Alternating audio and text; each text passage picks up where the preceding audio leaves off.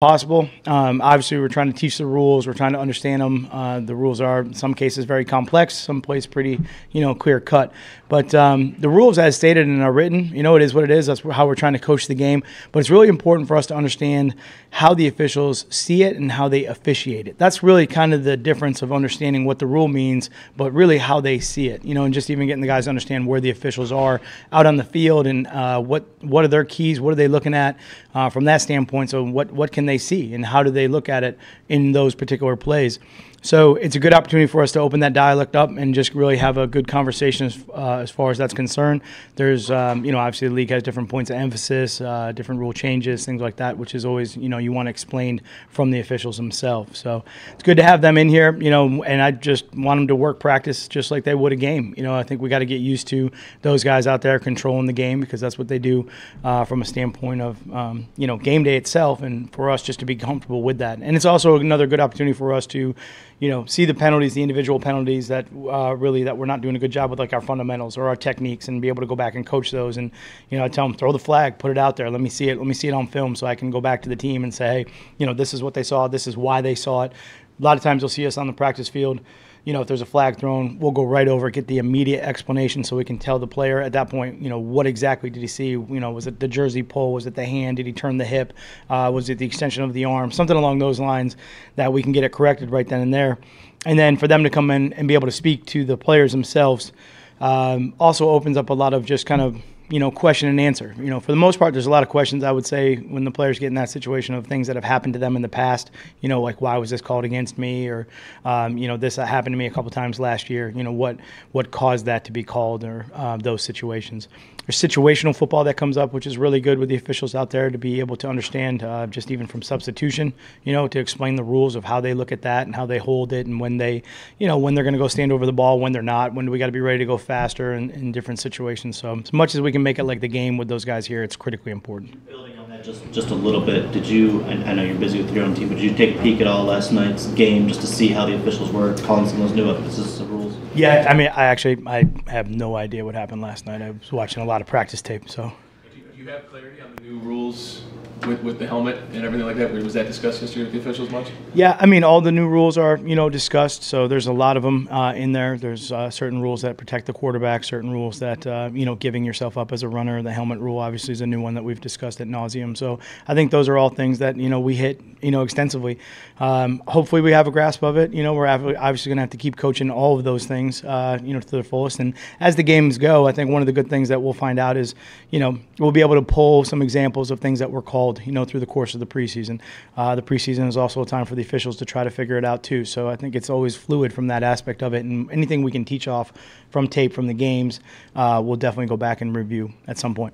You also plan to have the officials during the season to bring officials in for practice. Yeah. I don't have that plan right now. I think that's hard to do during the season, but certainly valuable to try to get as much as possible now during training camp that we can with those guys. Absolutely. There's other ways during the season that we can reach out to the officials and their staff and Al down in New York and try to get some explanations or clarifications as things come up. So we'll try to take full advantage of those as the season goes. Quite a few options there at that second cornerback spot. What does Nevin Lawson bring to the table? What have you liked about him? Yes. Nevin is a guy that on film, even just evaluating him last year and trying to just see what traits were really outstanding. I would say he's a tough guy. He's a guy that likes to play physical, likes to play aggressive. And he'll play bigger than his size. He's not afraid to go up against the taller receivers. So all that on film, we saw coming into it. It's hard to get evaluation of some of that stuff in the spring, so without the pads on and through OTAs in the first couple of days of camp, you're trying to learn technique and fundamentals and all that stuff. And once we had an opportunity to get the pads on, you can see that physical, aggressive style, which is good. We're obviously still going through a lot of learning and technique and things like that, but he's really kind of embraced the techniques that we're teaching and trying to, just really perfect his craft from that standpoint. But there's a lot of great competition there at the corner position, which is outstanding. I think the game of football in general, like you guys like to ask me, 4-3-3-4, and you keep missing the point. It's really sub. So there's a lot of corners on the field at all times. And to have as many of those guys in camp and compete and really be able to go through and get a good evaluation of all of them, especially as we move towards different facets of the game, third down, 2-minute, whatever it is, as we go from a situational standpoint, those guys become more critical. There's just more DBs, there's more wide receivers. It's obviously a match thing based on what the offense is doing, but those guys have to perform at a high level. So great opportunity for all those guys to go execute and see what they do. As it becomes more specialized, like you were saying, obviously everything more specialized, everything more sub-packaged, how does that change your roster? Because this is all the first time you're doing it. How did that change? I think a lot of it, though, is really dictated, fortunately, unfortunately, however you want to look at it, but through the younger levels. When we're trying to find guys out of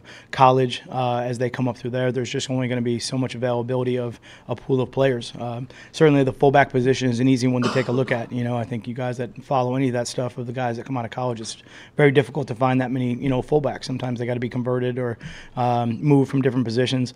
Same thing, with really all of it. So a lot of it's dictated by what's coming out. You really try to run, I think we had the question yesterday, as much of a balanced offense as you can and have those different personnel groups to put as much pressure on the defense as possible. But it does, just kind of depending, that's where the game is right now. It's where it's really transcended. And it's changed just, through my course in the league. It definitely affects how you build your team because of just what's available.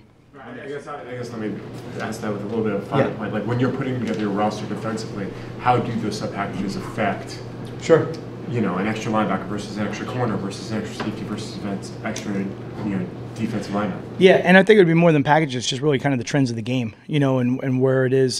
Defense can be reactive in that aspect, where you're going to try to put your best personnel groups together to defend what the majority of what you're going to have to defend all year. I'd say this though, some teams don't do it that way. It just depends on what their scheme is. Some teams feel very confident in leaving bigger people out there, maybe in the front, just adjusting with different secondary players. So there's different ways to do that. I think in the end, you're going to try to always keep the best football players you can, and try to work the scheme around those players. That's certainly what I try to do through the course of my years, and just that's what we'll always try to do, is just find the guys that really help your team, really can play in a couple different areas that are good players, and try to figure out the scheme to fit them to win week in, week out. So, Matt, I know that you've installed a lot of scheme going back to the spring, but when you want to be game plan specific and matchup based, how much does that stuff you've installed still evolve here as you see these guys in the joint practices and preseason games to figure out what they can do? Yeah, absolutely. It's a fine line between trying to really push the mental part of the game as much as you can, knowing that there might be something that we installed going all the way back to OTA day number 5 that may not come up until November, but at least they heard it for the first time there. And as you progress through the year, you might be referencing that particular scheme or play, and even though it's not in, you kind of keep it fresh in their minds. And then as we work through training camp and really find out what these guys do well and what they don't do well, at that point it does dictate how you're going to play or what may benefit you week in, week out. It's certainly different week in, week out based on the opponents. Obviously one team is going to be extremely different than the other to defend from that aspect. So really understand what our guys do well so that we can fit them into those spots is critical. Jonathan Freedy, and just you've been with him in a few different times now, I guess, throughout his career. What's endeared him to you as a player, as a person? Sure. Yeah, Jonathan Freedy, he's great. He's one of the greatest guys that I've been around as far as just his work ethic and his attitude and his ability to come in and adapt. He's really just that constant guy. It's never too high, too low for him, which is great.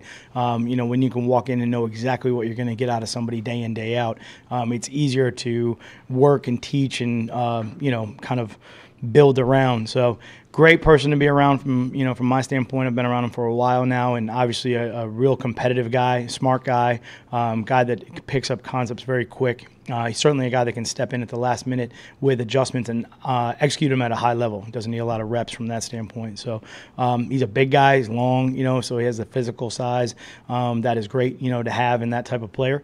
And so all of those have been, they've been outstanding. And again, like I said, I obviously have a comfort level around him because I know him as a person, and from that standpoint too, which is good. Yep. One thing about the cornerback position, you get opposite slate. Would that be a position you might rotate situationally, like you do some other spots? Sure. Yeah, it just really depends in the end, what all those guys are good at. I've done that with corners. I've done it with safeties, situationally, even just areas of the field, different guys that perform better based on where you are out on the field, because that's part of the situation. Not only down and distance, there's field situations too. So certainly those guys that can execute, and when you break it down and we try to practice it in those different areas, if there's somebody that just keeps standing out from a standpoint of like, hey, this guy's really successful in this situation or this area of the field, then you're going to try to find a way to get him out in the game in that same situation. So, okay. All right. Appreciate it. Thanks.